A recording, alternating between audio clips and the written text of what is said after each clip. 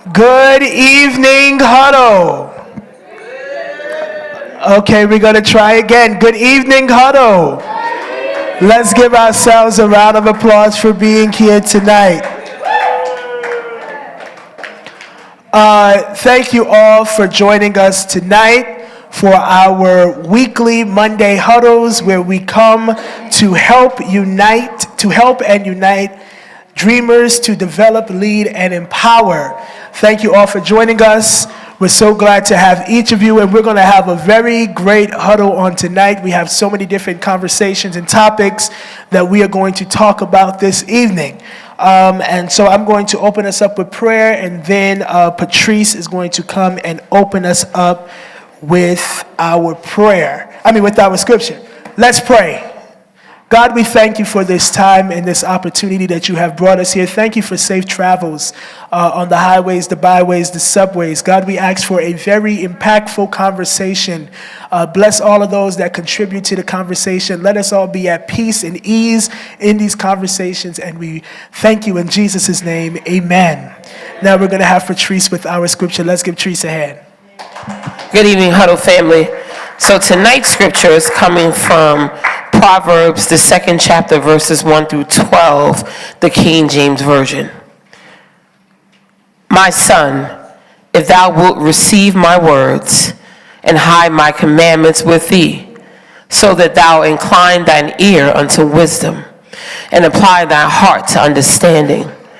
Yea, if thou criest after knowledge and lifteth up thy voice for understanding, if thou seekest her as silver and searcheth for her as hidden treasures, then shalt thou understand the fear of the Lord, and find the knowledge of God. For the Lord giveth wisdom. Out of his mouth cometh knowledge and understanding. He layeth up sound wisdom for the righteous.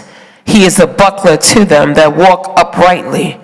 He keepeth the paths of judgment, and preserveth the way of his saints. Then shalt thou understand righteousness and judgment and equity, every good path. When wisdom entereth into thine heart, and knowledge is pleasant unto thy soul, discretion shall preserve thee, understanding shall keep thee, to deliver thee from the way of the evil man, from the man that speaketh forward things. May the Lord add a blessing to the reading, hearing, and understanding of his word. Amen. Thank you, Patrice. That was a great scripture. Every week we get some good scriptures. Now we are going to have our chair and direct report by our Huddle co-founder, Miss Dominique Sharpton. Let's give Dominique a hand as she comes with our report for this week.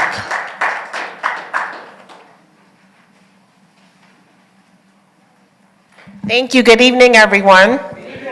So as many of you know, our convention is quickly approaching. We are less than a month away for National Action Network's annual convention. All roads will lead to the Sheraton Hotel, New York, in Times Square, where thousands from around the nation and overseas, we're hearing, will gather from April 10th through the 13th for NAN's annual conference. This year's theme, celebrating 33 years of fighting for justice. Get ready for 4 action-packed days of engaging panels, breakout sessions, plenaries, and plenty of networking and movement building. As in years past, there will be a minister's luncheon, an awards dinner, and a women's empowerment luncheon, as well as appearances from the highest levels of government, including the Biden administration and congressional Senate representatives to city and state elected officials. Last year, as we know, Vice President Kamala Harris delivered the keynote address. This year, an election year, will be another history maker. Clergy, elected officials, celebrities, activists, thinkers, young leaders, and many others will convene for several days as we renew our spirits and strategize for the year ahead.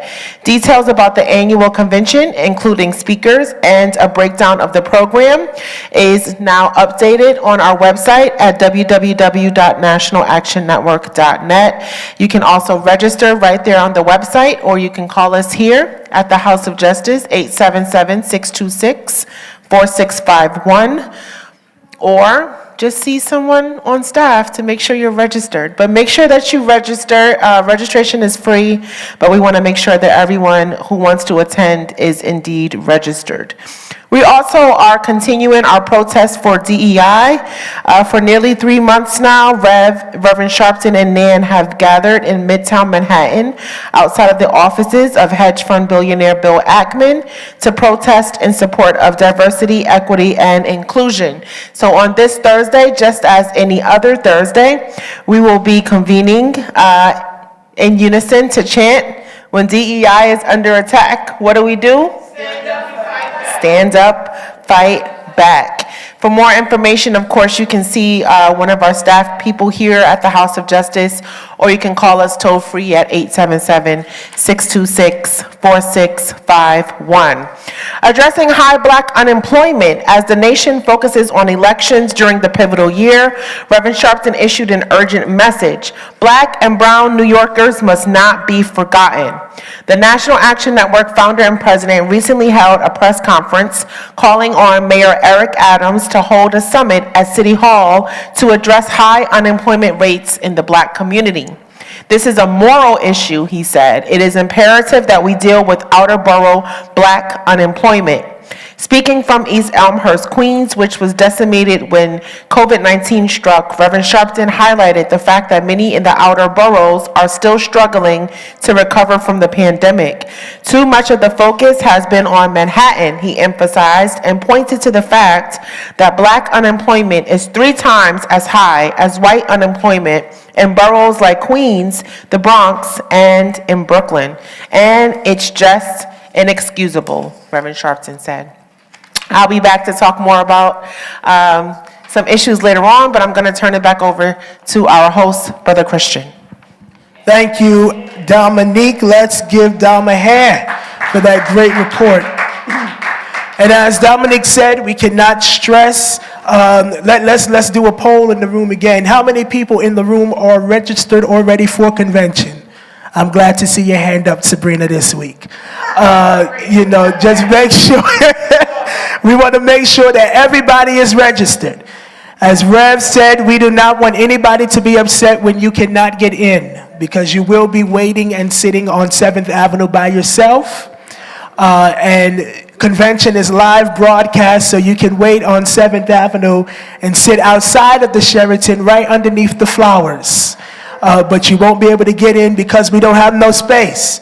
So in order to accommodate everybody, as they say in church, lottie-dottie and everybody, we want to make sure that you are registered, all right? So if you're not registered, go to the website, nationalactionnetwork.net. If you're in the building, register. And if you want to volunteer, make sure that you say you want to volunteer. I know that volunteer orientation is coming up this Saturday here at the House of Justice. So if you want to volunteer, make sure you see Patrice for any information regarding that. All right? All right. Now, we are going to have our Black History Fact read by Josiah Cayenne. I saw him as he was coming in. He is 20 years old from Brooklyn. So let's give him a hand as he comes and reads our Black History Fact of the day.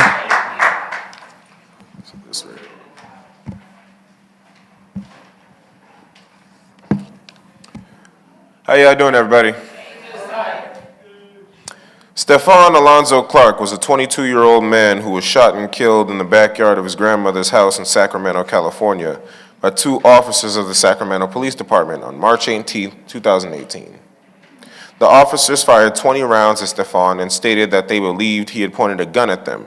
However, police found only a cell phone on him. Sounds all too familiar. An independent report found that Stephon had been shot 7 times, including 6 times in the back. A private autopsy contradicted many of police's claims. One heartbreaking development of the independent finding was that Stephon's death was not instantaneous, and instead spanned 3 to 10 minutes. Some of his family members were inside of the home during the shooting. His mother agonizes over the thought that her beloved son probably thought that since he made it home, he would be safe. In public statements, the police chief said that the officers responded to a call of a suspect allegedly matching Stefan's description. Breaking car windows, helicopter cameras led police to Stefan's grandmother's home, where they confronted him with their guns drawn. They pursued him, demanding that he show his hands. When he did, one of the officers yelled, "Gun, gun, gun." In a matter of 3 seconds, shots were fired and Stefan fell lifeless to the ground. The officers fired because they claimed they felt that their lives were in danger. Stefan was unarmed, holding a phone that was mistaken for a gun. He also did not have any tools on him that the helicopter reports claimed the person breaking into the windows held. 1 year after Stefan's death, the Sacramento District Attorney announced that the police officers who had killed Stefan would not be charged because they had probable cause to stop him and were legally justified to use deadly force. The following year, 2 of Stefan's young sons filed a civil lawsuit against the city of Sacramento and the officers who shot their father. The city settled the lawsuit for $2.4 million. Way too little. To be distributed when the children turned 22. Stefan's mother, Saquette Clark, has never stopped fighting for justice for her beloved son and his entire family who suffered unspeakable pain and trauma as a result of his murder. His brother, Stevante, started a foundation called I Am SAC, which are Stefan's initials. His mother created the Stefan Clark Legacy Foundation to honor his legacy as a father by supplying the needs of other young fathers and their families. There's a gallery of photos on her website that have never been released to the public at www.stefanclarklegacy.com.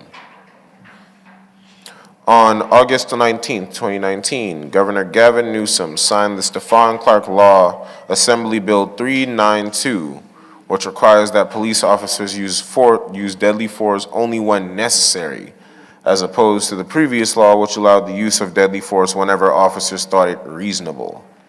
Sacramento now has one of the strictest police use of force laws in the country. Thank you. Thank you. Let's give Josiah a great hand for his first time coming up reading during that. And so, as you all know, the National Action Network continues to stand with families, as Rev told us, even from years previous. And the Clark family is one of them.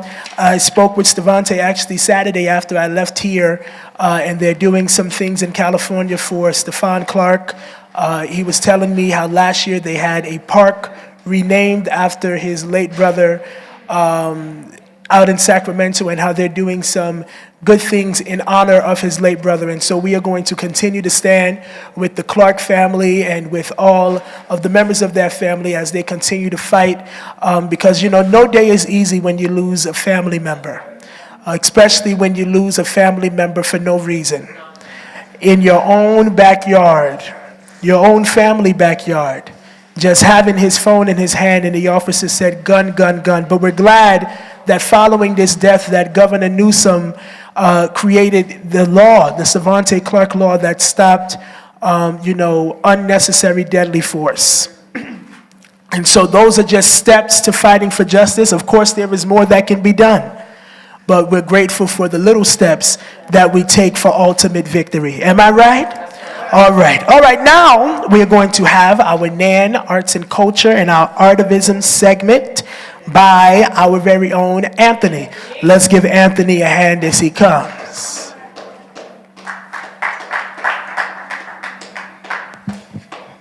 Thank you, House of Justice. I'm always most humbled to be here.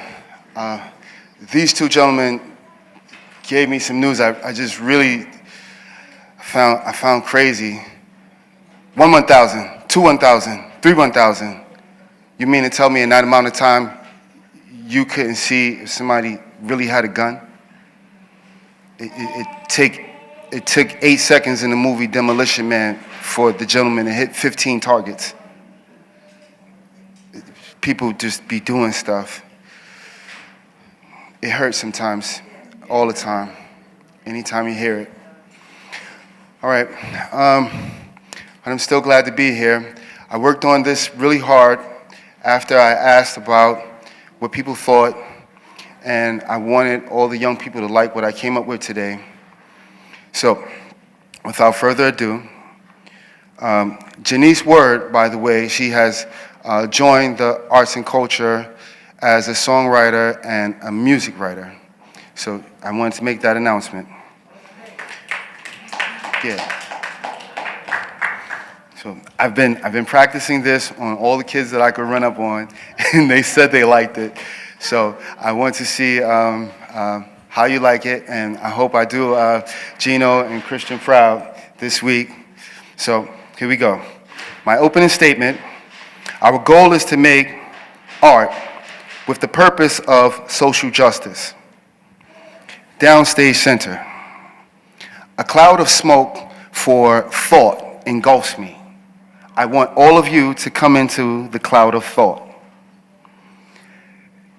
The transformer Bumblebee appears and transforms. Bumblebee doesn't have a voice box because it was ripped out while he was fighting for justice. So he uses the radio as his voice box. So he changes the station. You hear James Brown's voice. This is a man's world, but it wouldn't be nothing without a woman or a girl. He changes the station. You hear Busta Rhymes' voice. If you want more information, homeboy, then just read. You hear KRS-One's voice. If we are to sing, then let's begin to teach. You hear the song from Chubb Rock. Treat me right and I'll be good to you. You hear Bone Crusher's voice. We ain't never scared. We ain't never scared. You hear Dougie Fresh's voice. The only stars I know is in the sky. Didn't pretend to be nothing but Dougie. You hear a song that sounds like it should be Alicia Keys' song. We are here for all of us. Bumblebee turns off the radio because that guy just cannot sing, trying to sing Alicia Keys' song. The vision of Bumblebee leaves. A vision of a gentleman I met named Rev Gotti from the Bounce Squad comes to me. He says to me, yo, bro, some people just not going to pick up the Bible and read it. The only Bible they're going to read is the life you lived before them. Then a verse, well, part of a verse from my own song comes to me and says, this is all connected. The cloud of thought dissipates. I'm left to ponder what this may mean. So I say out loud, as we are here, let us share our best with each other. Study, learn, and share social justice. With confidence, be ourselves. Don't be high-minded as we create and live as examples to one another. I agree that this way of thinking is overall mentally healthy. So then, I let you all out of the trance. I'm at home, I'm writing. Oh, this is good. Oh yeah, we was outside, we was protesting. We outside? Oh yeah. All right. A jingle comes to me. Affirmative action, it's time to ride. We outside, DEI, it's time to ride. We outside, the young people told me. Say that, OG. We outside, this our civil rights ride. We outside, no justice, no peace. We outside, no justice, no peace. We outside, no justice, no peace. Yeah, we outside. We outside. And that's what I came up with. Did I do better for you, Gino? Did I do better for you, Christian? Okay, the little flock said it was good. We gonna go with it. I'm gonna give you back into the hands of our host, Christian.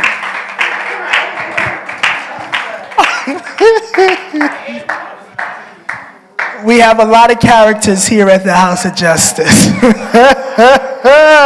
Oh, Lord, help us.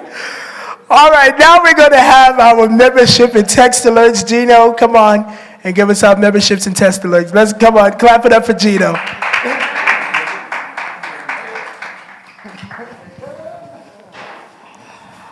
Hi, everybody. Is everybody an updated member for the year 2024? Yes, sir. Have you renewed your membership?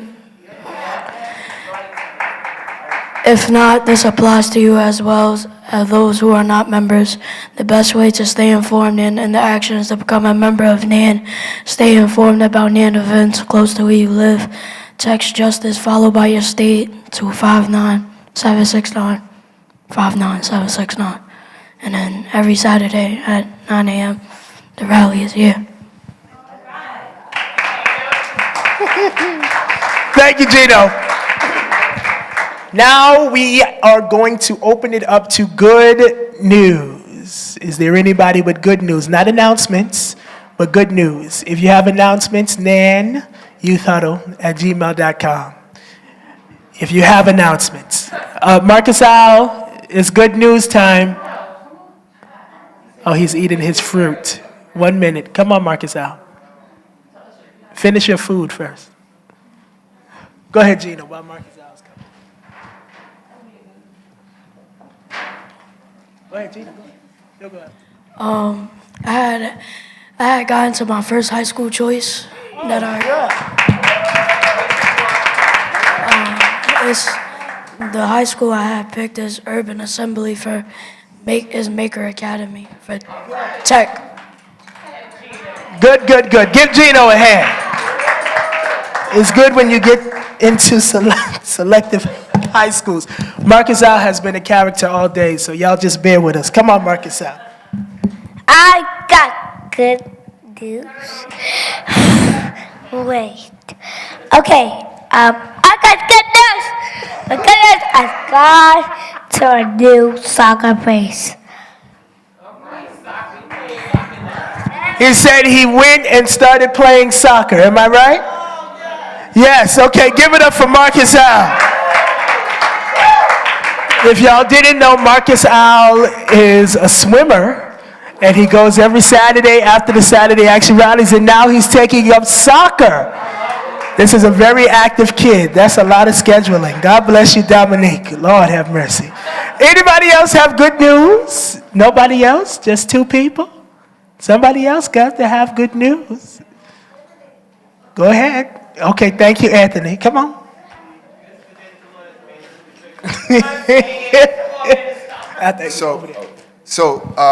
I talked with the family of Sister Ruth Johnson, and she was able to get on the phone and speak with me. So I felt really good about that. That's excellent news. This is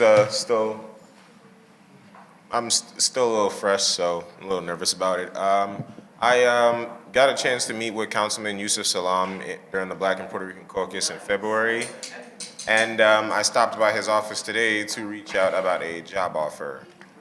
And but I found he was busy at City Hall, so I'm supposed to talk to him next week about a time to come in and see what's going on. Good. Very good. And we're going to pray that he gets the offer.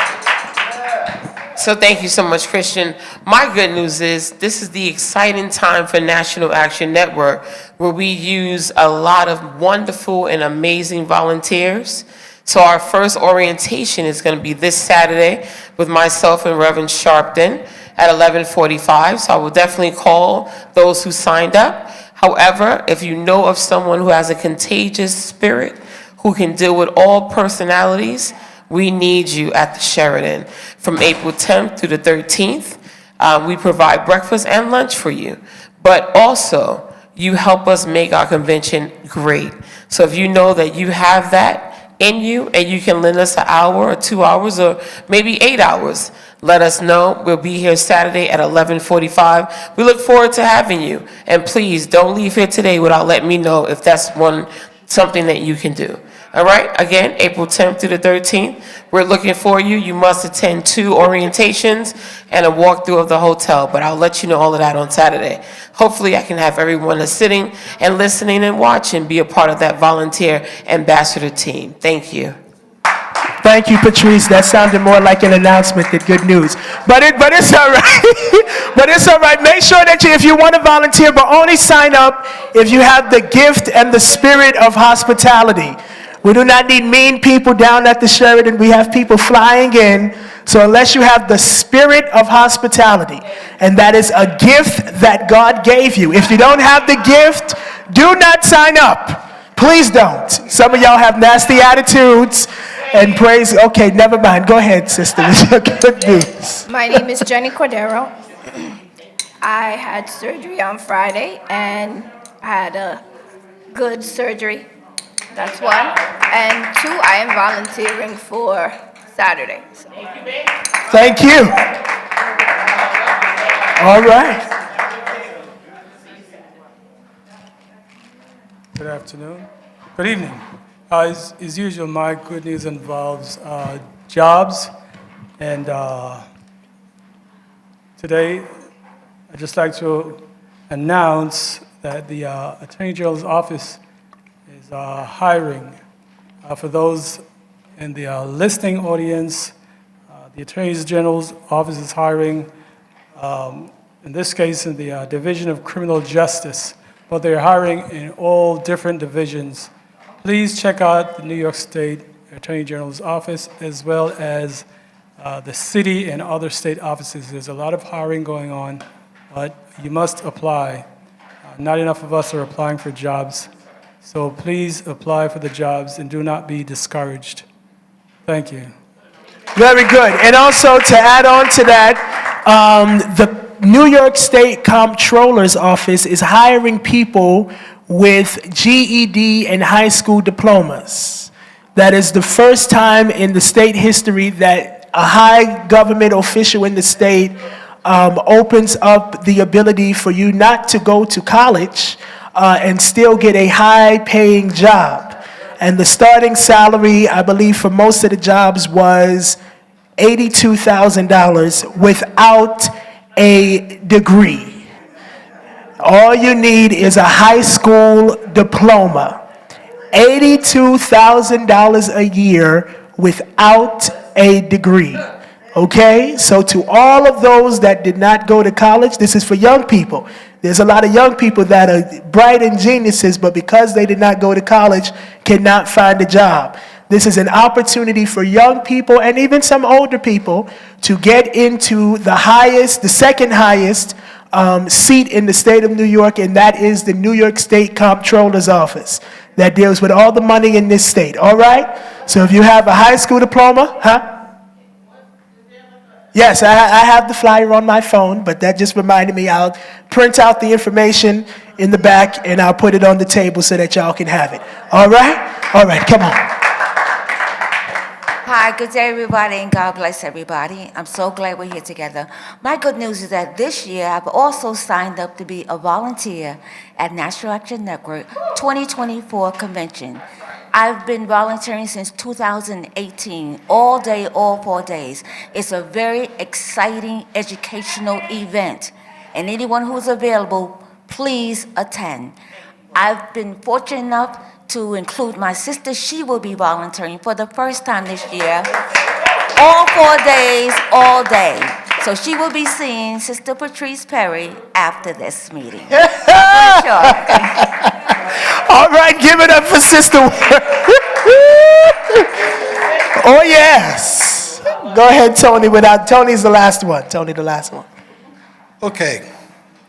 So y'all noticed how much the Rev pick on me on Saturdays? Oh, Jesus. I feel like I'm the star of the joint. Well, the good news is I actually have now my first security guard to take care of me as a star in the Saturdays. Oh, my Jesus. God. And who's your security?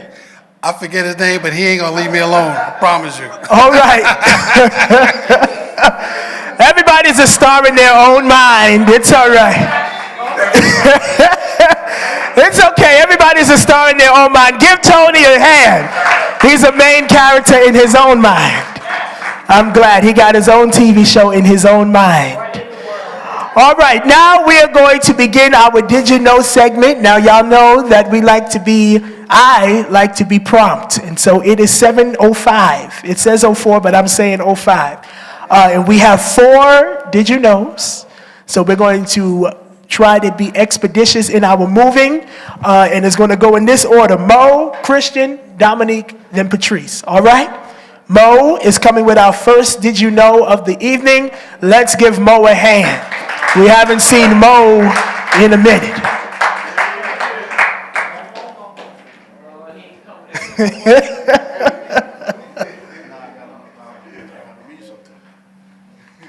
Good evening. So before I read this article, just a brief information as far as jobs. So the district attorney's office in New York has set aside 35 to 40 open positions for District Attorney New York Youth Public Safety Council. They will work alongside District Attorney New York staff and community partners to plan and implement the DANY Youth Conference. Council members will make sure logistical components of the conference are executed smoothly and activities reflect the interests of Harlem youth. It is once a week from 3 p.m. to 5 p.m., $300 for the 2 hours, and $25 gift cards. So after I'll explain the rest of the information, it's right at the Harlem State Office building. It's for Harlem youth. So just that. Harlem youth up to 14 and 19. All right, my Did You Know is why the words diversity, equity, and inclusion matter. In the intricate tapestry of higher education, where the threads of diversity, equity, and inclusion are meant to weave a fabric of progress and opportunity, we find ourselves confronting a perplexing paradox. The paradox of the words that are symbols of hope versus the actions that are symbols of hatred. Why have these once laudable ideas of diversity, equity, and inclusion become tarnished, whispered about in hushed tones, even deemed naughty words in some circles of the academy and government?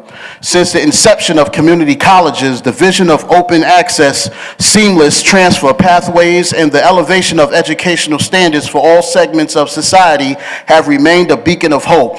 Yet, despite the purported offenses and opportunities, glaring inequities persist in educational attainment and workforce placement, particularly for students of color.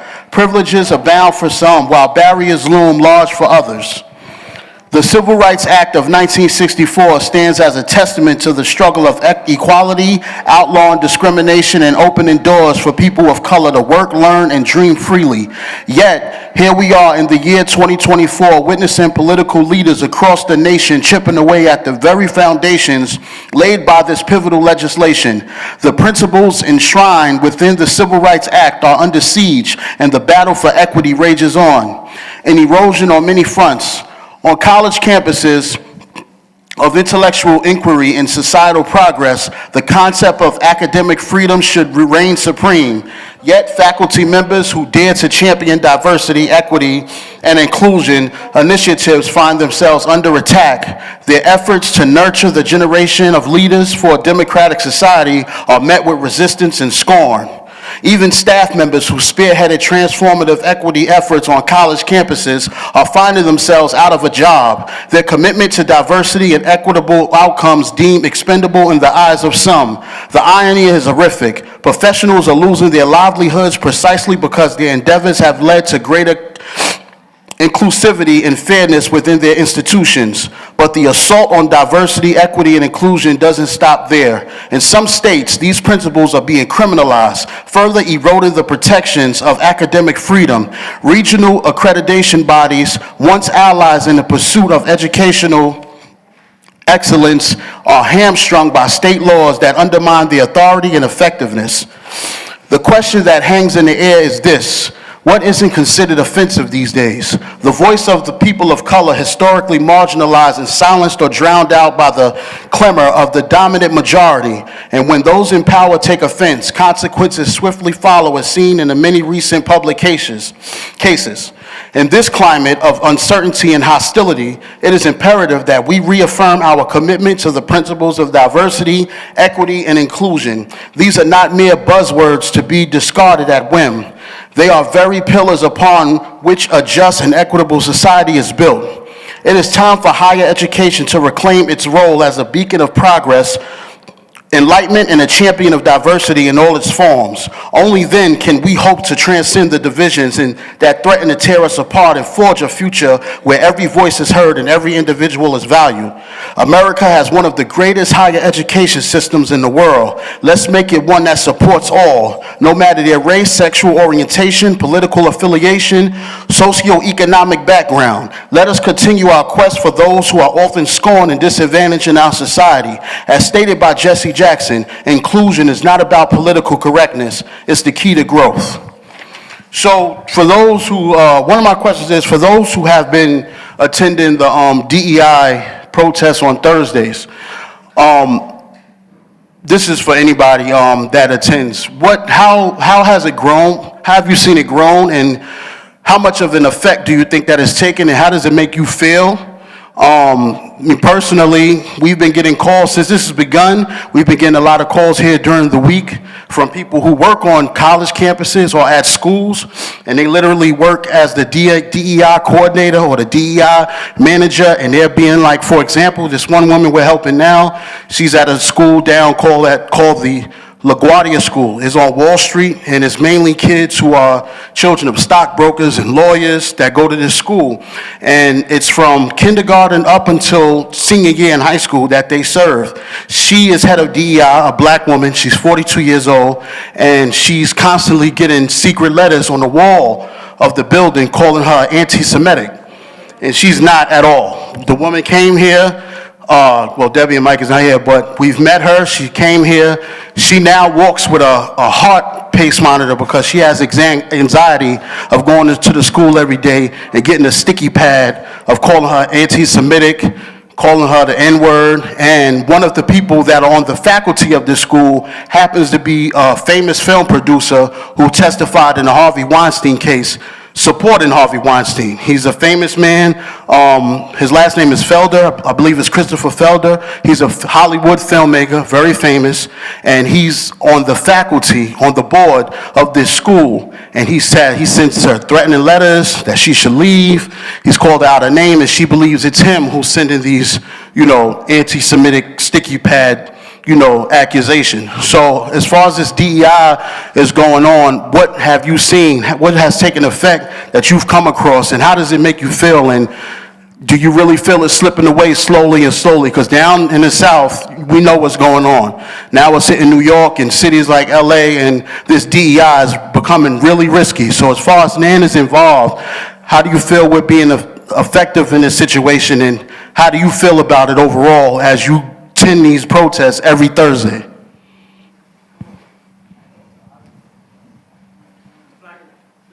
Oh, you did. So while I'm at the protest, number one, the first one was kind of little bit of people. It kept coming, the line get bigger, and bigger, and bigger, and bigger. And we out there, and we outside. And we marching around, and those people walk by and they see us, and the bus drivers come by and they blow the horn, bam, bam, bam, bam, and the truck drivers will blow the horn, bam, bam, bam, and the people come out the office and they look down and they walk back and try to find a little line out, and somebody's hating. Well, when you're doing something, somebody gonna say, you can't. Just keep on going, because it's gonna take effect. It's going to take effect. You keep it repetitively up, it's going to take effect. It's going to take notice. So I'm out there.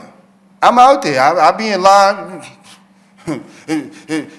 Shut it down. You ain't letting it happen. Shut it down. No. We outside. No justice, no peace. No. We marching around and around and around. I just wish the line would go the other way a little more so we could be long on both sides. And then we have some more people out there. And we can be out there and be strong. Let them see we have unity. We're not afraid.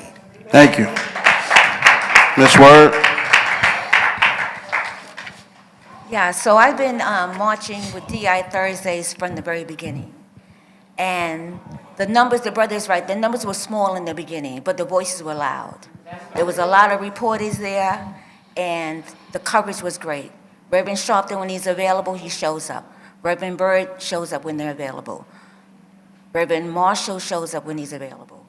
Ashley Daughter showed up when she's available. Dominique Sharpton showed up, but we're there.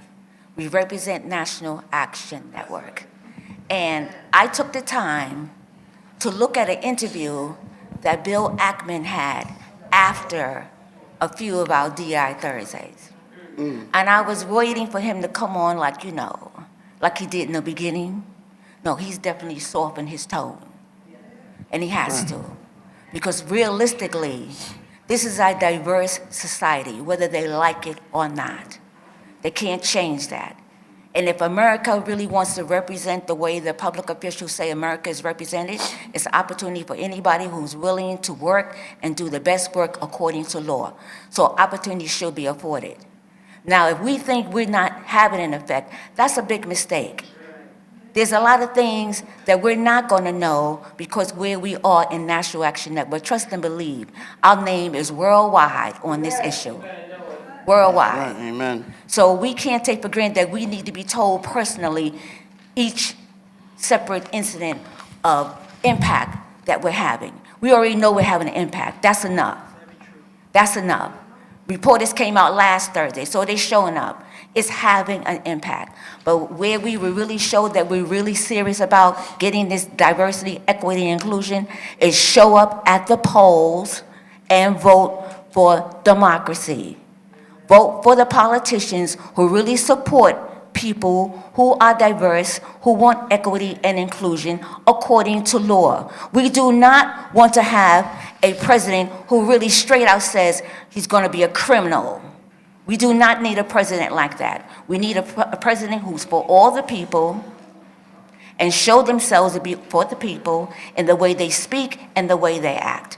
So God bless you. Let's show up at the polls and vote for democracy. Thank you.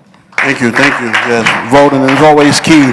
My final question, pretty short, is being that NAN, we are the leading organization, the leading face in this whole DEI saga. Besides the protesters, which is very effective, is raising eyebrows, raising awareness. What are some other tactics do you guys here at NAN, members of NAN, think that we can do and put together to raise more awareness about DEI to the young people, the millennials, people, even the older people who may not be aware that this is going on?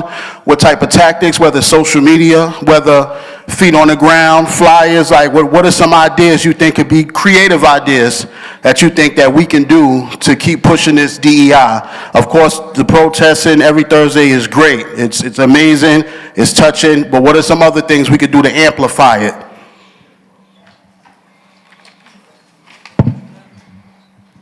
How you doing? I think we could write a lot of letters. There's a guy on Christmas that gets 400,000 letters, and he's not even there. He's a fictitious character. So if they could get 400,000 letters for him, then we could get 400 or 500 letters for DEI. You know, all we got to do is write letters. We protest, we write letters to every single person that stands against us. We stand up against them with letters and protests, and we can win. There's no way we can't win, because we are making a statement with everything that we do by every person that stands with us. Thank you. Very heartfelt. Ms. Word, what do you have for us? Yeah. I have the mic here. It's basically the same thing. We have to vote. We have to really explain how important this vote is. Letters, that's helpful, but if the wrong politicians get in office, those letters will be disregarded. So the only thing that is available for us is voting, and voting the right people in. Now, on an aside, some of these reporters can really be real reporters and ask politicians straight up, word for word, do you support DEI? Get a straight answer from them, so the people will know where they stand. But where we're at in this news cycle, we know, generally speaking, that most Republicans have shown themselves to be racist.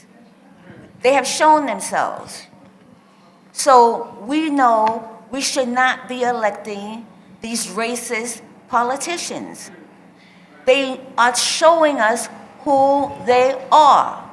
And they want us to be basically afraid of them and even afraid to vote. We cannot be afraid. That's a tactic that racists use regularly.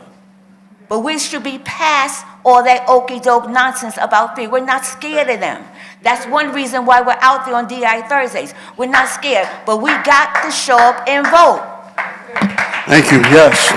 Vote, vote, vote. Vote or die. Yes, sir. Peace and blessings. Yes, there's so many things that has to be done because this voting this day, the election is so important. This hasn't just started with Trump. It was going on a long time ago with Wallace and McGovern and them. They bringing us right back to where we was. So what we got to act really fast and unite the people. I was looking back. This place should be filled up, room outside the door, trying to wait to come in and get a seat here. You know, that's how urgent this is. What I aim to do, listen, we got to be more, man got to move more. Got to get flyers, stickers on cars. I have a car. You could put Nan on my car so that I represent your. We got to be more known and out there in the street to gravitate. I want to see this place filled up with people. Then we got to, and I know things cost money. So look, we got to solicit all them rappers that's $1 billion millionaires to donate to Nan so that we can expand this place. They got much money. They not helping us, you know, but, and then there's one that's talking against us. So yeah, we got to get bigger donations, more people, information so they can come here so this can expand out the door. And, you know, I seen what racism doing. You know what I'm saying? I was born underneath that. It's so important to get together and let them know who Nan is. And that's what I aim to do. On my car, you can put a sticker on it. I'll drive around with the importance it is to vote. Thank you, sir. We'll get that sticker.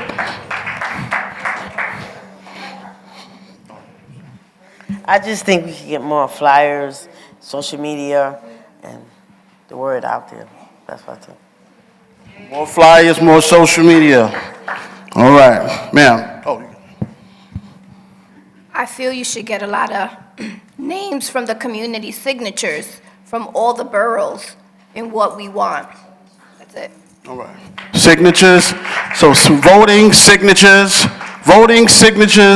letters, stickers on vehicles down the street. So all of these things get done, but with everything, we all know it takes strategy. These are all great ideas. No ideas are bad ideas. Only bad if you keep it to yourself. So that concludes my DEI. Did you know? I'm going to put you back in the hands of Christian. Thank you. Thank you. Let's give it up for Mo. All righty. Now, I'm the second person with our Did You Know. It is 7:22.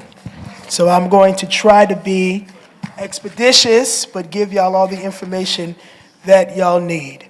So I have two articles that I'm going to wrap in one.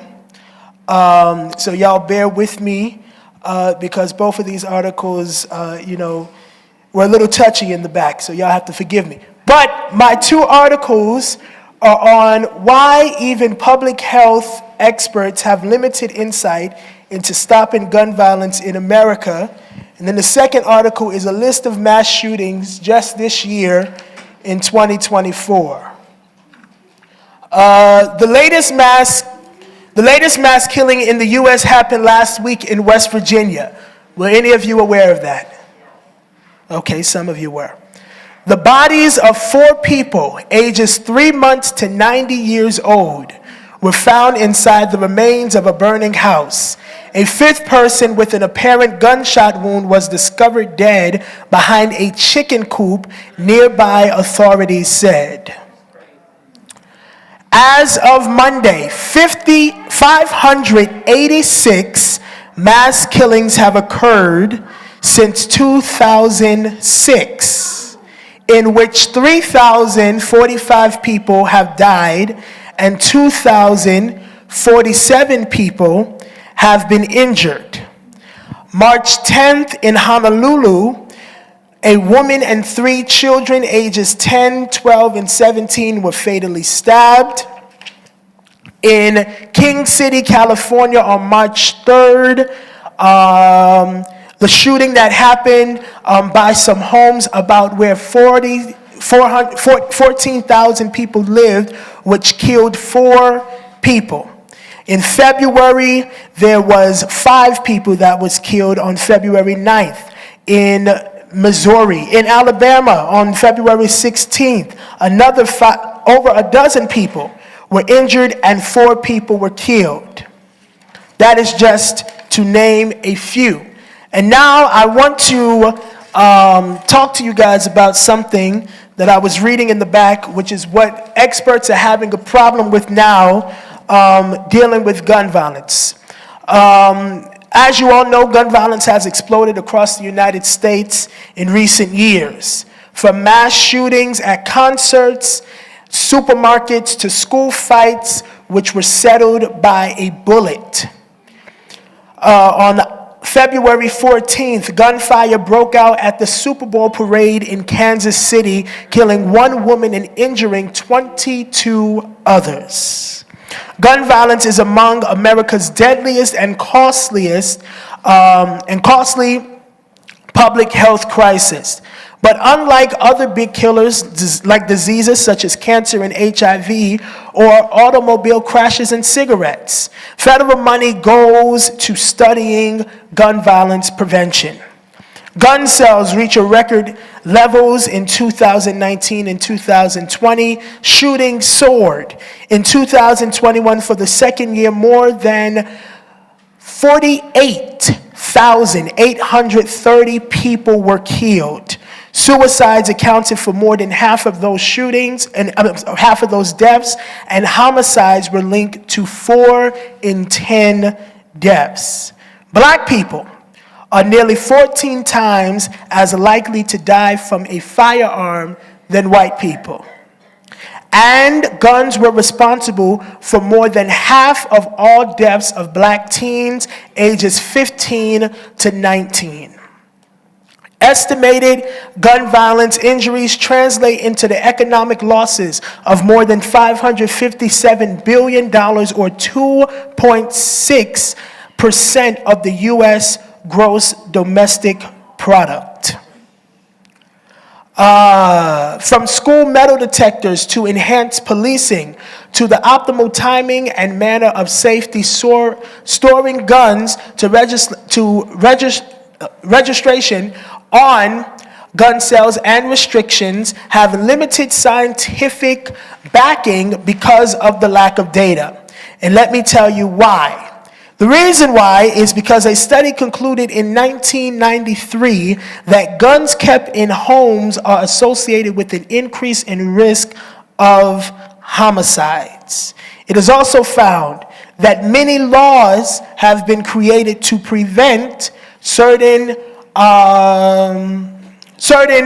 data to go forth regarding legislation. There is an unwritten rule in the 1993 law that prohibited from certain data from being collected on gun violence prevention. So, I have a very brief question. And that is, as black people living in America, gun violence is a staggering, and it is extremely high in our communities. Looking here in our own backyard in Harlem, in New York City, gun violence riddles our communities, and I will give my own personal testimony at the end, but gun violence is the leading cause of young people here in America. if you all did not know. It is the number one killer of young people. The number one killer of young people used to be car crashes. Now it is gun violence. Not only that, but gun violence is costing us billions of dollars. 557 billion dollars goes into gun injuries that are impacting us, which is 2.6% of our gross domestic product. So with that being said, as black people living in America, as black people living in New York City, how do you feel about gun violence? And what are the rules and regulations that you would want to see your legislators do to help prevent gun violence from in our communities? Because we are more affected than that of our Caucasian counterparts. Come on.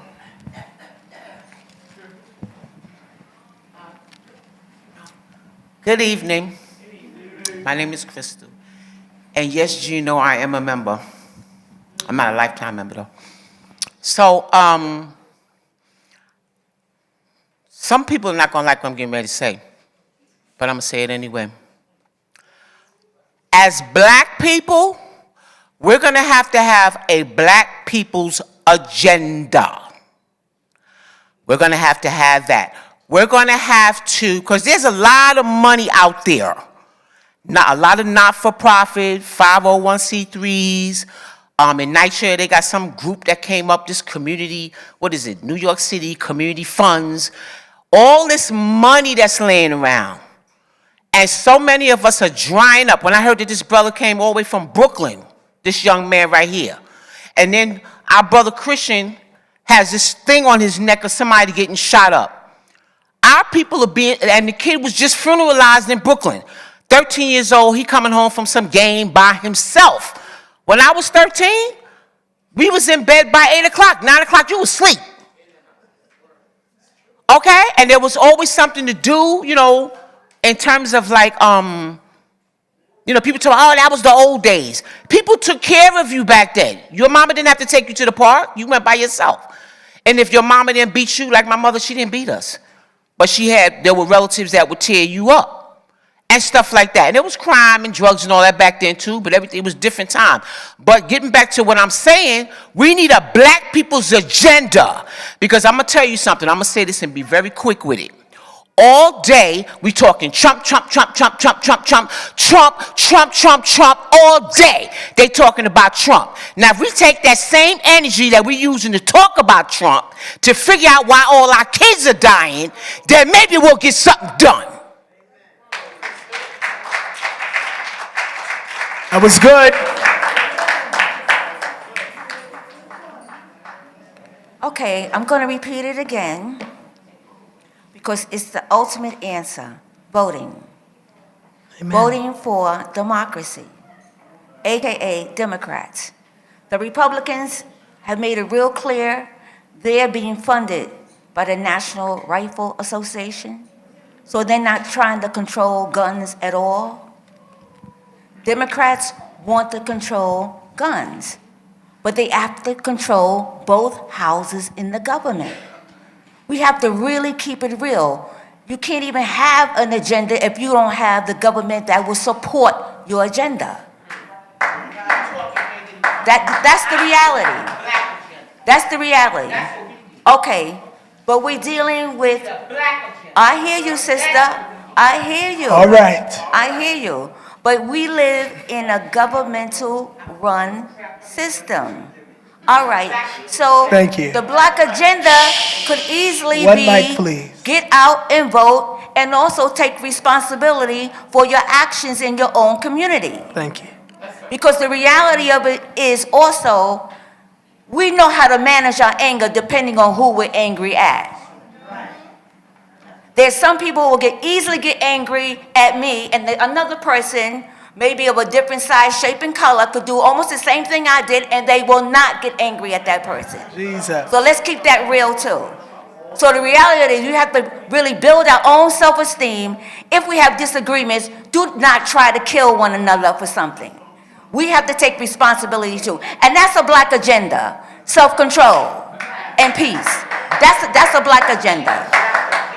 Amen. All right. Thank you, sister. But the reality of it is also, we have to vote for politicians who make laws that can actually control guns.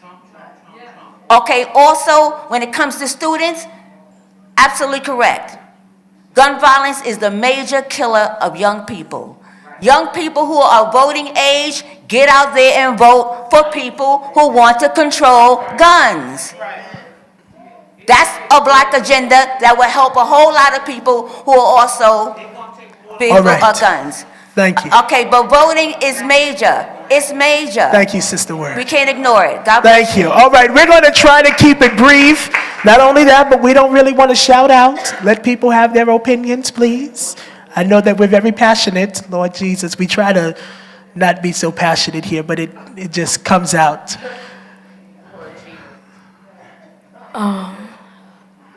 I'll say by banning the ghost guns because half of the guns are, well, I think are ghost guns. And if you don't know what ghost guns are, they're basically like Lego pieces. Well, they're like Legos, and you're able to build it together. And it's like an actual gun. And then that's why they probably can't even trace, because it's hard to trace that type of gun because you're building it. And yeah. That's good. Out of the mouths of babes. Come on. All right, so something that I think.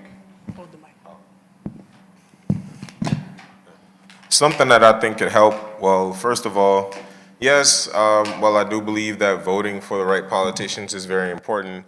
At the end of the day, even though we vote for people who we hope have our best interest at heart, politicians also have to clear through their own fair degree of red tape. Because there are a lot of things in place blocking them. We try to limit we try to limit guns in our community, but they don't want that. They don't want that in reality because they want to keep us killing each other because that keeps us down. What we need, and everyone talking about Trump and the Republicans and saying that voting Democrat is the right way. The thing is, it does seem like the right way, and honestly, it is the right way at this point in time, but in reality, we're choosing between a lesser of two negatives because at the end of the day, even though both parties present like they have our best interests, only person who has our best interests is us. Only people who have our best interests at heart are us. And we need to unify for ourselves so that we can put these safeguards in place. Thank you.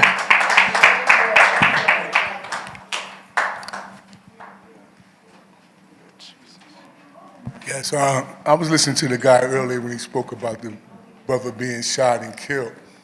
I was staying in the Baptist Church, 110th Street, with three other guys. I went to sleep and I woke up. Something was standing over me, and it scared me. And I woke up. I said, "Oh God, what is that?" And I said, "Oh, false alarm." And I went back to sleep. But that spirit that was over me went to the next man in the bed, and that man started going, "Oh, help me, help somebody, help me." I listened to him. I was so scared, I didn't say nothing. But when we woke up in the morning, I said, "What was that you were saying last night?" He said, "You started it," right? But at that time and moment, my son was shot in the head up in Troy, New York. That was my son's spirit standing over me. And it scared me, and he wanted to talk. He went to the other guy in the next bed and had him say, that was my son. But I didn't know it at that time until 3 months later, it coincided with that time that I see. So how do we stop the violence? We got to start reaching our children at a young age. 6 and 7 years old.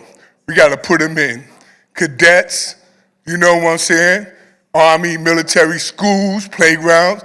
And we got to get them away from that rap music who's promoting guns and violence in their records and their songs, and we listening to that.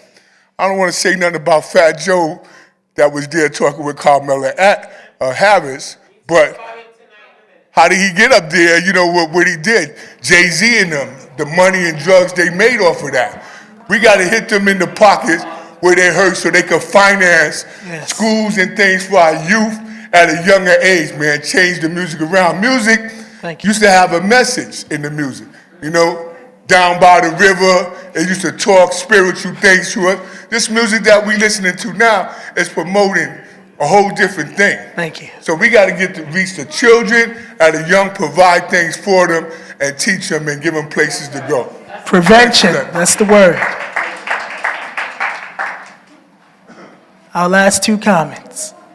I feel we should hold accountable. I feel that we should hold accountable the people who make the guns, find them, and make accountable the government as well.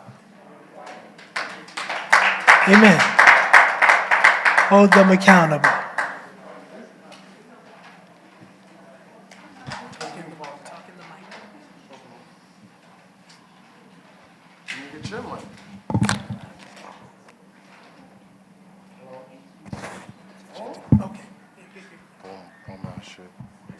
Hello? Isn't Paulson, grandson, Yvonne Lee, how you feel? Blessings. You gotta look at history. Basically, Monica Lewinsky, they wanna say when Bill Clinton was doing his oral and take away the killing from in Coverso, when, huh? Why are you talking behind me in my back? Like, what's going on? I was giving a message.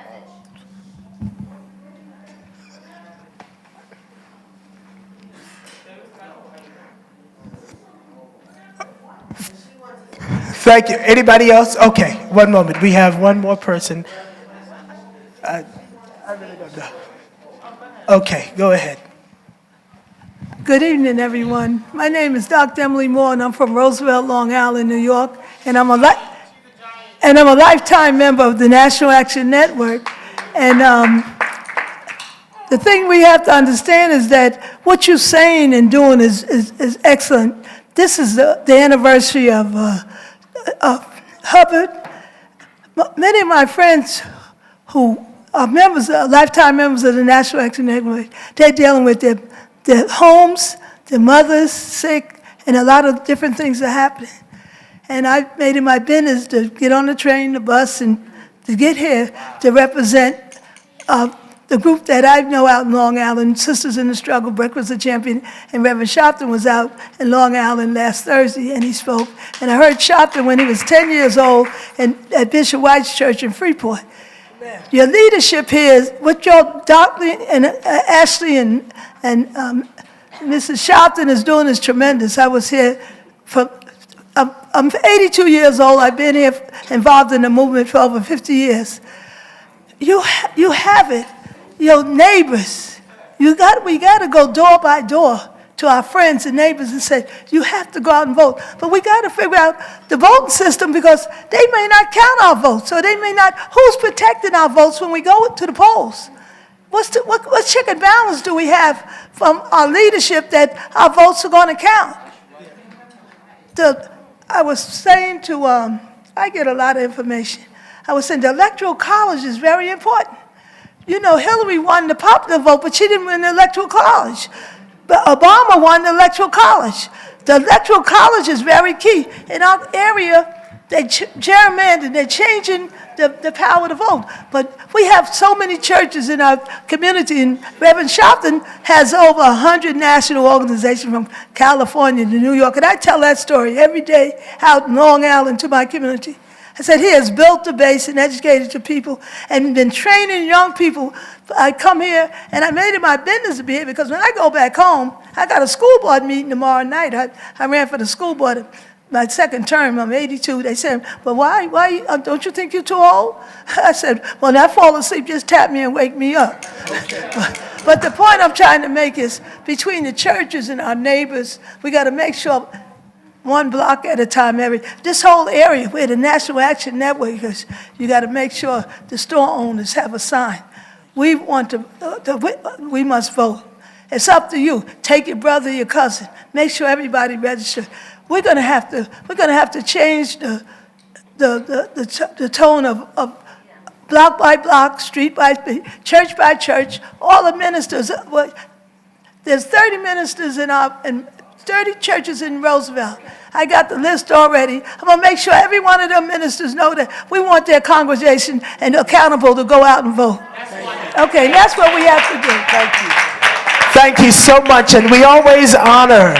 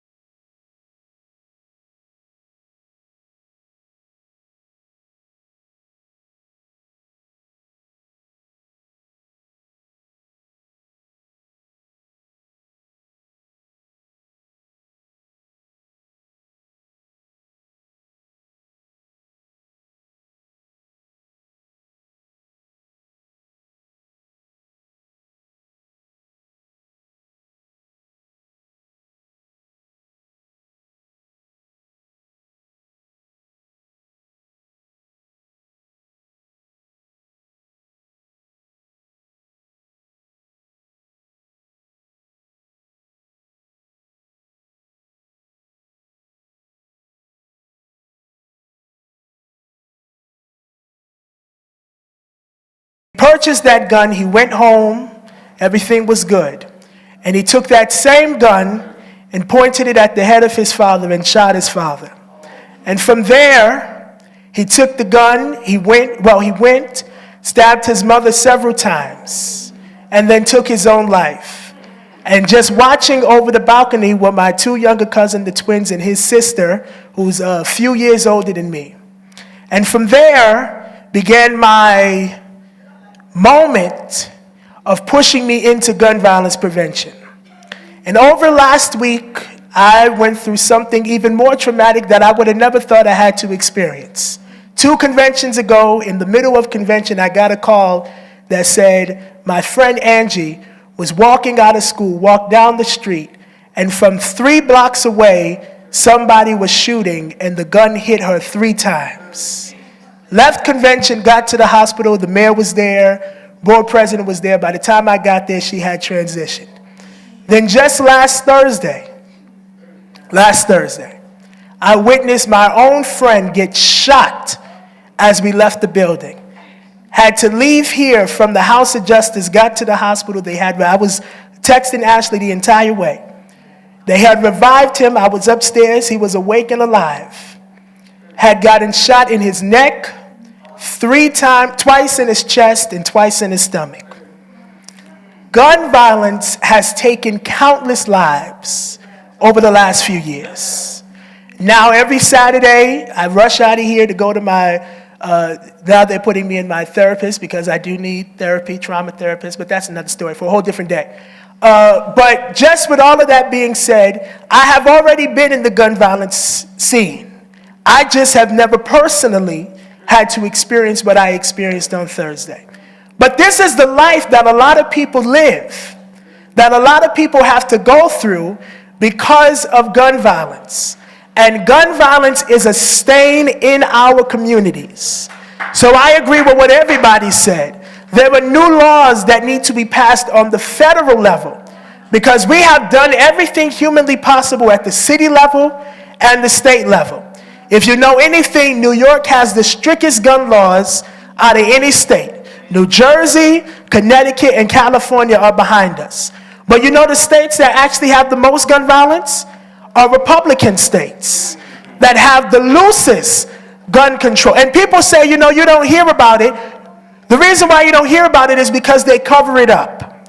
So I don't want us to think that this is only a New York City issue. This is a national issue that needs to be addressed. And it is time for Congress and the president has been doing everything he can.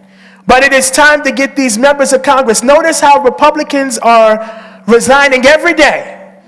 No Democrats have resigned so far, but Republicans are resigning every day. And now the Republicans are at I think, a two-person majority right now, because we just got Tom Swazi back in office.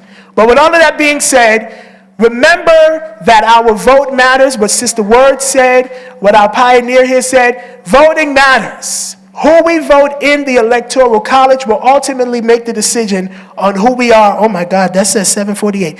On who we are and who we will turn out to be. Am I all right? All right. Come on, Dominique is coming with our next Did You Know? Oh Lord, it's late. I didn't notice the time. It's late. Oh yeah. Okay, so my Did You Know is about key facts that we need to know about moving into this next presidential election and how Black people are eligible to vote. Key facts about Black eligible voters in the year 2024. So mine is more of a real Did You Know because it asks a lot of questions that we as people of color, as people who are eligible, or some may not even be eligible to vote, but this is information that we should be talking about and we should know about. So the number of Black eligible voters in the United States is projected to reach 34.4 million people by November 2024, after several years of modest growth. Black eligible voters stand out for turnout rates that are higher than among Latino and also Asian eligible voters. So we show up more to vote than any other, people of color.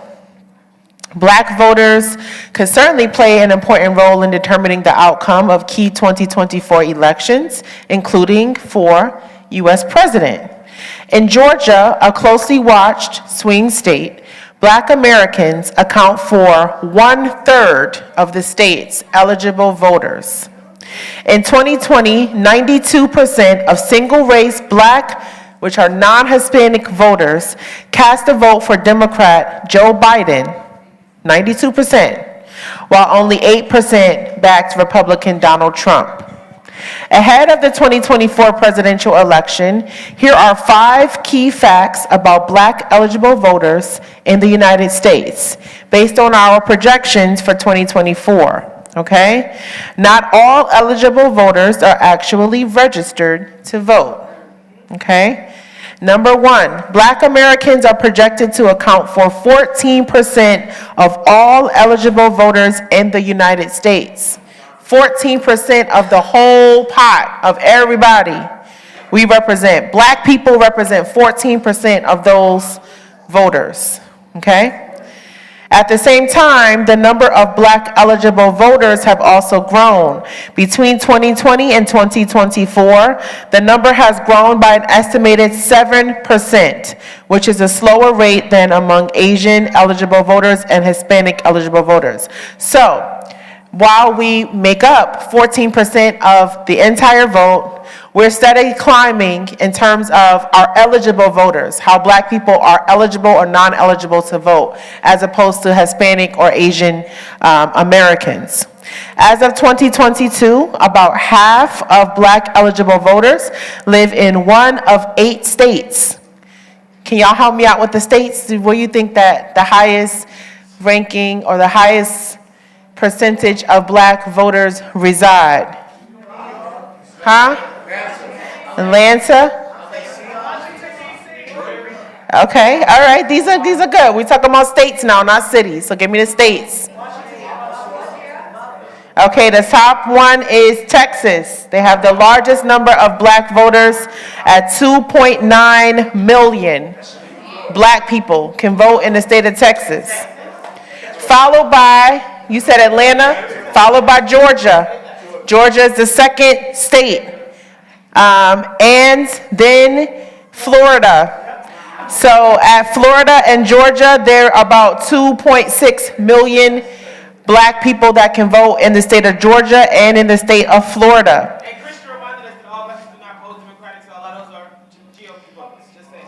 Oh yeah, no, I'm just talking about Black people in general. No matter, I'm not designating the party. I'm just saying Black voters are Black voters. However you vote, Republican or Democrat, okay? Rounding out the top 8 states, New York, 2.4 million black people can vote in the state of New York. California, 2 million black people can vote in the state of California. North Carolina, 1.8 million black people can vote in the state of North Carolina. Maryland and Illinois at 1.4 million each. 1.4 million can vote in Maryland and 1.4 million can vote in Illinois. That's a lot of people. All right, together these states account for 52% of black eligible voters in the whole 50 states and the District of Columbia. So just in those 8 states, we make up 52% of all eligible black voters in the United States with just those 8 states. All right? Just gonna give you all information now. Give you all the information. Okay. The places, yes. I said eligible. We ain't talking about if they voting or not voting. We talking about the fact that they're eligible, which means they're registered and they're eligible. They can vote. All right. So now we want to talk about, so those were the 8 states. Like I said, there were 8 key states that have the most percentage of black people who are eligible to vote. That means that they have registered and they can vote. That represents 52% of all black eligible voters in the country in just those 8 states. All right? That's more than half in just 8. Okay?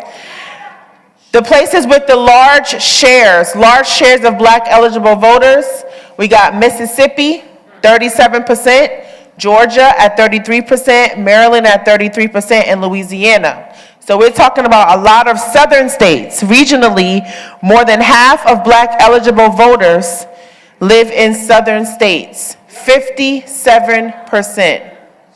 So when you see people getting up talking about, I'm trying to make, reach out to the black voters, you'll see them demographically target black people based on the demographics regionally of where they live. So the southern states carry the most eligible voters of black people that can vote in the country. All right? Don't forget I said that. Don't forget I said that.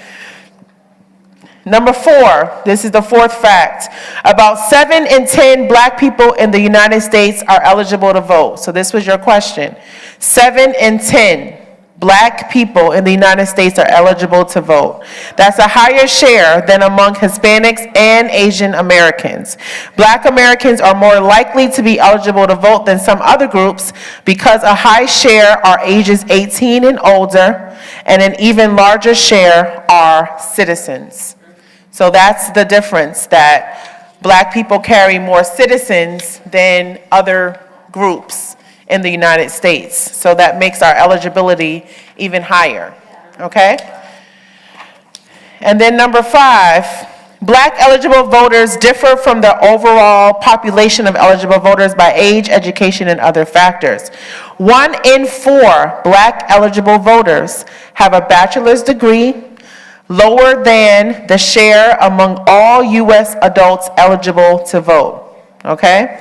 Another 34% of black eligible voters have some college education or an associate's degree, and the remaining 43% have a high school diploma or less, compared with 36% of all eligible voters.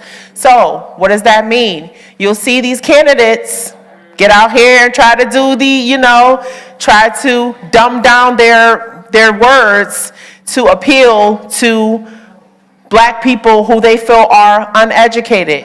Okay? That's the thing. If you don't believe me, turn on the television. So they are literally trying to target what they feel are uneducated, especially black people that live in certain demographics, because of the eligibility of voters that are so high. They're so high, 53%. 53% of eligible black people don't have a college degree. More than half. So, not to say that there's nothing wrong with that, but we need to understand when we say our power, our vote is our power, we need to understand that just by casting our vote, we hold a lot of power in this country. And based on the demographics and what has come out, they're polling this, all right? So they know this. We don't know this. We're walking around saying, man, I ain't voting. Oh, it don't matter if I vote. Voting don't matter to me. You know, my vote don't count. And they got you out in a poll that's saying, yes, your vote does count. And not only does it count, you represent half of the eligible voters in the country that can vote. That makes it more certain that our votes count. So when they tell you your votes don't count, make sure that you tell them, no, I came to Huddle, and Huddle told me black people make up 53% of the voters in the country. That's a large number of people. So what we need to do, we need to continue to spread the word in terms of how important voting is. We need to continue talking about how important it is. We need to continue talking about how important it is to have eligible candidates that speak to us and serve us, because our votes are very, very powerful. Thank you so much. Dominic, you did that perfectly. I just wanted to add one part to that. She underlined how important it is that basically the facts, how they're counting basically weird statistics for them. But what they're also counting for is us not to vote. What she read was, and I love, who asked the question during Sabrina, I love that you asked that, because that was the point when I saw it. I was like, I wonder if people are going to understand the difference. Eligibility does not mean that they are voting. They are eligible, which means that they can. What that means for me, like somebody like organizers, how do we get our people to vote? If we're eligible, it's a lot of people who say, I can't vote.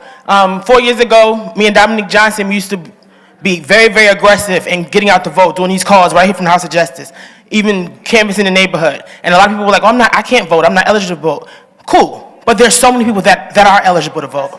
And there's so many people that, I don't know, there's a lot of elders that can't get to the polls. That's why it's a lot of that going on. They can't get, so it's a lot of people that have caravans and things like that. We need to be more creative in the places that have the highest voters. New York, I heard, there was Texas. We need to see how we can engage these voters. There's certain things, social media, whatever we have to do, if they don't have the information on the local elections, information is key. Information and communication is key in getting the vote out. If people don't know about the vote, if people don't know about the election, if they don't know who to vote for, necessarily the candidates, I understand that. But if we have the information, we need to help get it to them, including our chapters that are watching. So we need to do, knowing that we have so many black eligible voters in the nation, with that information, what will we do with it? That was the point of that Did You Know? Let's challenge ourselves to do something. Ashley, come up here and say all of that. But also a good percentage of that number is young people. I can't remember the amount of young people on there as well, but there's a lot of young people that just turned 18. 2004, 2005 people that just turned 18 that can now vote in this year's election. And that are also eligible. So we are also, Ashley and I and Rev are already coming up with a plan to get to young people particularly. But we are going to get to the other folks. We're not forgetting about y'all, but we want to make sure that we get young people registered and out to vote. Am I right? All right. Now, I don't think there was a question or comment for that. Okay, you got to okay, go ahead. It's all right. I feel that Dominique's comment showed the importance of black people. It didn't show that we got to run out there and vote because our ancestors fought and died for us to vote. No, what she said didn't show that. What it showed is the importance of black people, because these people, whether they be Republican, Democrat, I don't care how much the Democrats is for the LGBTQIE, or I don't care. These people take us for granted. And I'm going to tell you something else.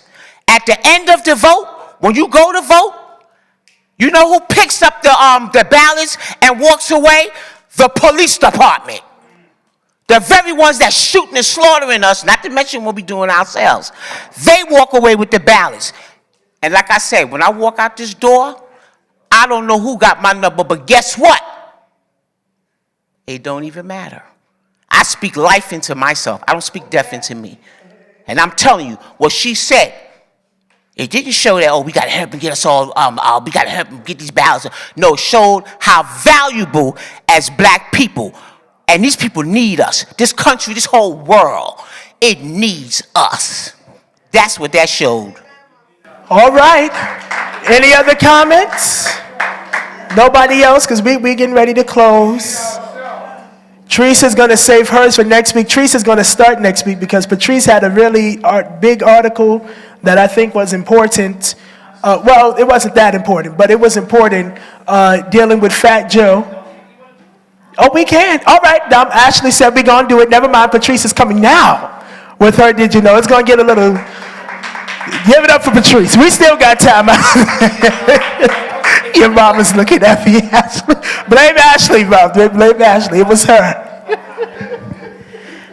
So I know someone up here earlier had a comment in reference to rappers and their influence. So let's see what you say about Fat Joe.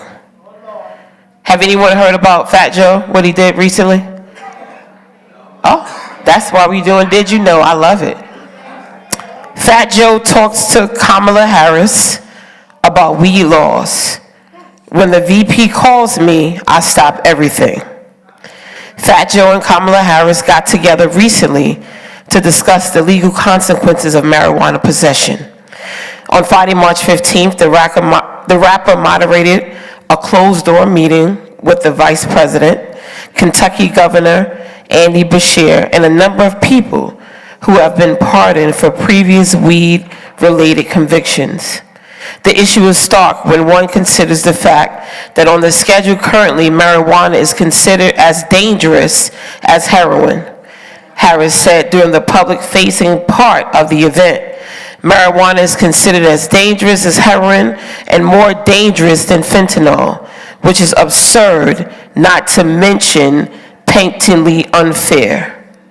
During an Instagram Live last month, the lean-back hitmaker insisted that works of his art stand by themselves, despite the politics of the people behind them. According to him, it's no different with the former president, who he openly disavowed. If you collect art, do you really know what Jean-Michel Basquiat was into, he began? Do you know who Andy Warhol was into? Any of these artists that was into it. They love the art. So you get it. I guess they separate art from the person. Now me, as a sneaker collector, the mouth of Fat Joe, I had to get my hand on the Trumps. You know, the gold sneakers he said the black people was going to buy, and that was going to make us vote for him. This is Fat Joe, who said he loves Kamala Harris, right? He said that originally. But listen, I have thousands and thousands and thousands of sneakers. When everybody flipped on Kanye West, I went and bought the 2 most exclusive Kanyes ever. He then clarified once again, I'm not a Trumper. I dislike Trump. I'm not voting for him. Not now, not never. But I'm a sneaker collector into the art. Joe has been a footwear enthusiast for quite some time now, and his latest purchase isn't even giving out pairs of his Nike Air Force One's Terror Squad collaboration to famous friends. And he even pulled up on former President Bill Clinton to bless him with the new kicks. He's an honorary member of the Terror Squad, Joe joked, while handing over the sneakers. But I love you so much, Kamala Harris. So many years you fought for the people. We love you. I'm a huge fan of yours. Thank you so much for what you did for us. But the mailman delivers, and he delivered the Trumps. So, as we see in this article, Fat Joe is saying that he stops everything for the Vice President, Kamala Harris. But recently he said that he had to purchase these Trump sneakers because he's a collector. My quick question to you is, do you think as an influencer that him purchasing the Trump sneakers sends the wrong message, or does it really matter to our young people? Give us your thoughts. Okay, I'm going to start. Now, I made the joke when Rev first announced it. I told Goldie and everybody that sits in our little corner over there that I was going to come to a Saturday Action rally with the sneakers on and see if Ray actually kicks me. No, I wouldn't actually do it. Of course not. But me personally, I am not a big sneaker person. I'm more of a shoe person. But I do like sneakers when I do wear them. And he did make mention of Kanye. You know, I have Yeezys. I like Yeezys. There are certain Balenciagas. Balenciagas are crazy, but I like Balenciagas. Yes, amen. All right. You know, I like certain sneakers. There's certain things, you know, it's nice, it's comfortable, all of that. But to be honest, young people are very susceptible to certain things. As we see, Taylor Swift is now popping all of a sudden. And she gave her endorsement of Joe Biden. But what Fat Joe did does have a statement with it, dealing with the sneakers. He did not openly endorse Donald Trump, but because I don't really see the purpose of him getting the sneakers in the first place. Exactly. So even though he didn't endorse him, what was your true purpose of getting the sneakers? Even though you're a sneakerhead, there were 1,000 other sneakers in the world. He already has 1,000 sneakers in his closet. If you ever really looked at Fat Joe's sneaker collection, he has a very extensive sneaker collection. And it's very good. I don't know how he got his hand on some of them. But they're very good. I love his sneakers, and they're good. And some of them are classics that I have in my closet, but he turned them into whatever. But anyhow, never mind that. But does it play a role? I think it does. But is it going to play a major role? I don't think so. He continues to support Joe Biden and Kamala Harris. Now, would I go to the White House and strut in the White House in the front of Joe Biden and Kamala Harris with them on? No. But do I put that past Fat Joe? Absolutely not. Thank you so much. Do you think the sneakers make a difference for voters, or do you think they even care? Yes, I believe that when he bought those sneakers, that what he did was show a double-faced person, okay? It's like being a spy, because he could have been putting money into his campaign unknowingly, even though he might say he don't want to support him, but because he bought the sneakers, he could have been putting money into his campaign. Then you got other people that's followers that might say, well, Fat Joe bought them, so why can't I buy them? And then they'll buy them too, and it's like all of those people don't realize they could be putting money into the campaign of the enemy. So they better wise up. And as far as him talking about I'm a sneaker person, come on. You might love sneakers, but you got to remember where you're coming from and what's happening and who's doing it to you. You buying the purses, it's like you like rattlesnakes, and you gonna pet the snake that's gonna bite you and kill you. Come on. He's not standing for us. He's standing against us, and you buying his sneakers meaning that you supporting what he's doing. Come on. Thank you so much.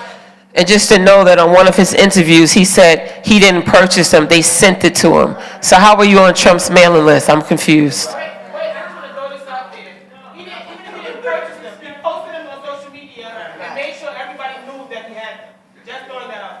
Yeah, That's Jimmy true. J, wide awake. Listen, I remember back in the day, man, I had put cardboard in my skip shoes with holes in them. We spending so much money on these sneakers like Michael Jordan, and to be part of, you know, whatever the culture it is, by these rappers, our children are being influenced by them. They see Fat Joe doing something, or Jay-Z is them doing something, they follow behind them. Them Chinese, them sneakers don't cost no more than $6 made in Japan. You know, the quality of them is out, and we putting all that money into sneakers we can't feed or pay our bills or nothing yet. You know what I'm saying? And they influence that. Fat Joe was a person up in the Bronx, and I'm from the Bronx, man. Shout out to the Bronx. You know, I was born in Harlem, but the point is, we can't keep lifting these people up to the high. We can't be bringing them into the hospital. If they do, let them pay a costly price by donating to NAN. You know, I ain't talking about $5,000, I'm talking about $1 million, you know, to show your support. It's easy to say, I support something, but where's your money going? That's what it's about. Thank you. And again, we want to know, does Fat Joe purchasing these sneakers or having them provide an influence to the voting of our young people? I think Fat Joe made a mistake. Put it up. A big mistake by choosing to do that, because it sends the wrong message. Talking to Mike. it sends the wrong message. But on the other hand, what about the people who buy R. Kelly records, who went to see the movies? Talking to Mike. Talking to Mike. Hold it up. Okay. Talking to Mike so we hear you. It's a lot of things we could judge people on and what they do with their personal money, but we can't control that. But we can hold them accountable for it because he sends them a message. But you also gotta tell your parents, gotta tell their kids, don't follow behind that rapper. Don't be influenced by that rapper. You can't blame it on hip hop and Fat Joe. Thank you so much. Let us know what you think. Just by holding him accountable, don't support him if he does this. This is how you hold him accountable for his actions. And another thing, he bought those sneakers or he purchased those sneakers. He could sell those sneakers or auction them like art for a lot of money. It wasn't because of Trump. It was because when you buy art, that's money, that's power. Just like Bill Cosby, he had a whole bunch of art, and that supported his lawyers. He had to sell it, but he had the money to give the lawyers to sell it. So those sneakers are power, money. That's good. Thank you. Okay, I have mixed opinions about. 1 second. It's very, very rude to have conversations on the side. If you want to add to the conversation, get on the line and please add. But it's very rude to debate what they're saying while you're sitting down on the side. One mic, please. And let's support everybody. If you agree or not, let's clap them up. Thank you. Yeah, I have mixed opinions about this action by Fat Joe. The first thing I did think about was he got a lot of publicity supporting Kamala Harris. That's big for me. And that may have been his motivation. Another thing I thought was, since he equated it to some type of art, and he is a businessman, one thing I did note, he's not going to wear them. And he didn't order them for his Foot Locker stores. So he's not adding enough money to this man's bank that's going to legal fees anyway. So another thing I thought was that Fat Joe's keeping it real. He's just keeping it, these are just dinky sneakers. Like I said, he's not wearing them. But he did get publicity for really making it real clear to vote for Kamala Harris and Joe Biden. So that's what I'm looking at. He's going to be an influencer. He know what he's doing. It's not about the sneakers, really. Thank you so much. Come on and tell us your thoughts. How you doing? I honestly don't think that it sways people's political opinion. More so, it's just consumerism. Something new and shiny is on the market, and if you are in the stratum where you can afford it, why not? People pay thousands of dollars just to keep sneakers in their closet that they never wear, that they just keep in a box for posterity. That's true. Yeah, people like the most expensive pair of shoes that I've ever seen that people can actually wear, the Back to the Futures. They're a pair of Nikes, $26,000. And some people don't even wear them. They just put them on a shelf and put them up there just to say that they have them. It's not a matter of political affiliation. It's about the shiny new item. And sometimes, and yeah, he may post about it. Some people be like, oh, because he got this, because he got this, I can get it. I mean, you got the money to get it, by all means, but I mean, but at the end of the day, that doesn't necessarily decide your political affiliation. That's right. Because you can buy what you want, but at the same time vote for certain people. Just the same way, like there are tons of people in the streets who there are tons of people posting on Instagram. Like this is just like another like people. There are tons of people who are posting on Instagram free Palestine, but yet they still order coffee from Starbucks. I mean, you can still buy from one and yet support the other, even though they're Thank you. He said that. Drops mic. I love it. I don't really know why Fat Joe did that, really, but I hope he did it for the reason I'm about to say. I'm hoping that he bought those so he has something to celebrate when Mr. Orange jumpsuit is in jail, and he can look at it to remind him of what happened. 'Cause that's the only reason why I would see he would waste his money and time to buy it, and I hope that's true, and sorry I'm so negative, but screw that guy. Thank you. Come on, Jonathan, let us know. Do you think it will make an influence on the voting? I think that Fat Joe, I think he was very smart, as the other sister said, that he got publicity, he was supporting Kamala Harris, and he was like playing two coins, two, sides of the coin. And I think he made a wise decision buying the sneakers. I think, to be truthful, I think that this country's in trouble because it says, when somebody hurts you, turn the other cheek and love your neighbor as yourself. And I don't like this country all of a sudden trying to hurt people in their pocket, because I don't like it done to me, and I don't think any of us like it. And we have charity, so we're supposed to never do that. And this country is getting to ruins. So I think those gold sneakers are really the best thing that Donald Trump did as far as all his other stuff, to be truthful. But I think Fat Joe handled it very smart and very wise because he's an artist and a collector. Thank you. And remember, those are the thoughts of members, not of the organization. Come on, gentlemen. Come on, sir. Tell us your thoughts. Voting, you have, is that L-E, y'all know the voting.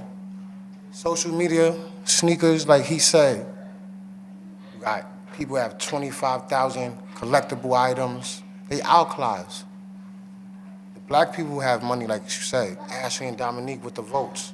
They had to be with us, campaigning, the young ones, print out whatever school y'all go to, after school program, wherever y'all come from, Brooklyn, Queens, Long Island, wherever y'all come from. Give out the flyers. Thank you so much. And Mo, come on and bring us home. All right. I'm so sorry, yo. All right, let's rewind. Okay. All right. The PR firm tells Donald Trump, we need the black vote. SneakerCon is coming up, full of black people, flying out the PA. You're gonna make a sneaker. They're gonna buy it because black people got this conflict, young black people have this conflictual thing with liking Trump just because he gave us stimulus and stuff like that. So they're feeding off those. Who did that? That was Nancy Pelosi. Nancy Pelosi. Yeah, thank you. Y'all better educate the folks. Thank you for educating me. He actually made those loans take longer. He had them held back just so that he could have his name put on the check so people would think. You better come on and educate the folks. All right. And the child shall lead them. A very tall one. All right.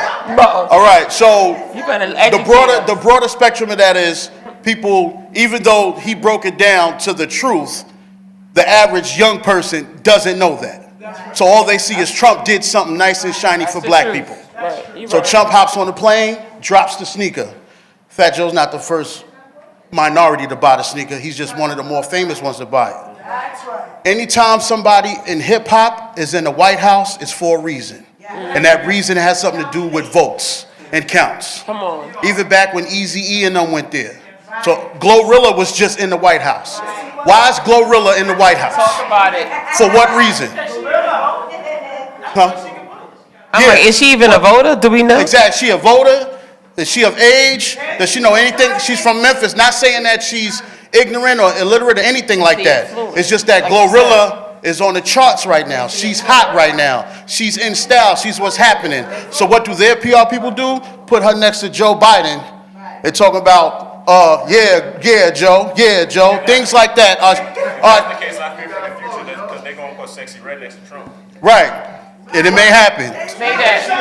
And say sexy red, sexy orange. You never know. The weird things like that. So let me just get to the point. So basically, like he was saying about shiny things, they're feeding off the ignorance of our youth. And in some cases, our adults. Some of our adults is, ignorant to the truth and what's going on as well. Encompasses all generations. Okay, bro. Okay. Yeah,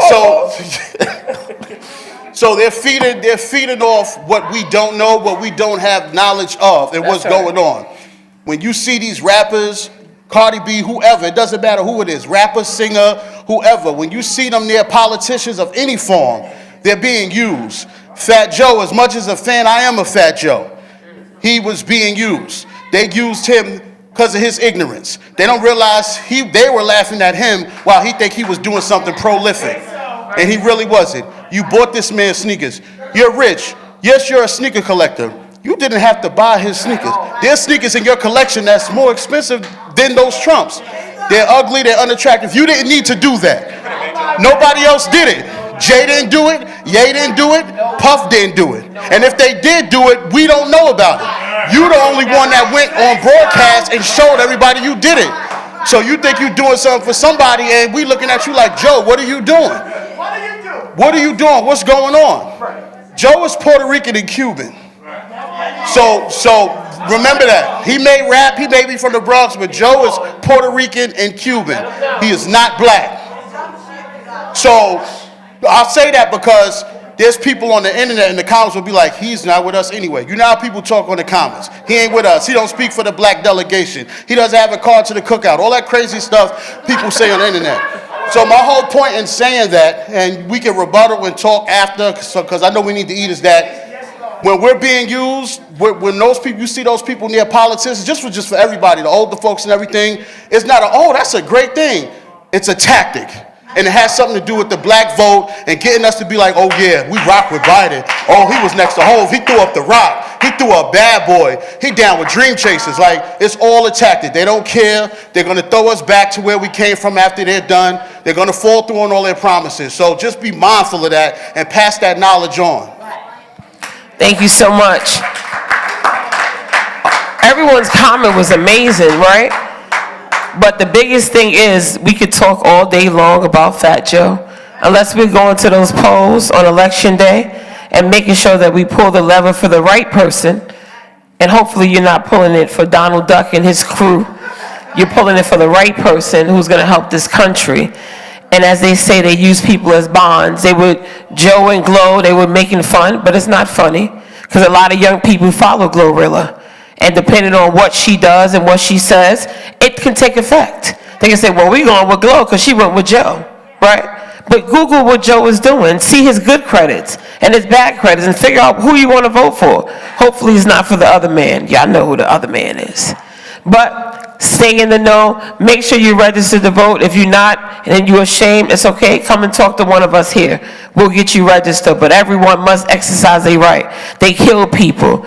They put people who have blood on the bridge still for those of us not exercising our right. So we must get to the polls, even if you write in Donald Duck. Write something. Make sure you vote. Make sure you engage in voting. And make sure you take a neighbor with you. Maybe a senior that you can take with you to the polls and bring them back. As they say, let's organize in all of the cities that Dominique talked about that have the most voters. Make sure that you're knocking on 2 neighbors' doors and taking them with you. And that wraps up my Did You Know? Thank you. All right, we're done. Everybody stand. We're going home. It's 8:30. I know y'all are tired because I am. Did we have a good night tonight? Clap it up for the great conversations. All right, all hearts and mind clear, all bodies are still. God, we thank you for this time and this opportunity that you have allowed us to come together. God, we thank you for getting us here safely. Now, God, as we leave this place, but never from your presence, get us to our various destinations and find all things well. We thank you for the food. Thank you for the hands that prepared it. Thank you for those that would serve. Bless the food. Let it bless our mind, body, and soul. And God, we pray for your protection and covering as we leave. In Jesus' name, amen. Y'all are dismissed. Go.